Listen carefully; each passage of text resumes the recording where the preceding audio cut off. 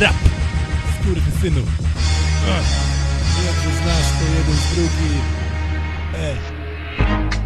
Pararara para, pararara para, pararara para, pararara para. Pytasz na chuj to piszę, zamknij pizdę, zrób mi laskę.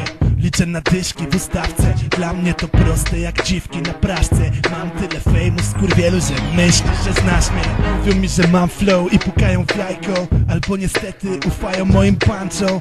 Szukają beki, a zrzucają to na iPod. Dla tych gimbusów mój rap to lekarstwo. Moja mamusia mówi na mnie Krzysiek. Strałem na fame, a on sam do mnie przyszedł. Odpalam temat, to już wiem co napiszę. A mój emblemat to karp na finisie. Zazdrościsz skurwielu, bo mam talent i mam wzięcie. A do tego mam dziarę na t-shircie. Pokażę wam mój harem i opiszę jak to będzie. Wtedy wasze stare usiądą na pięcie.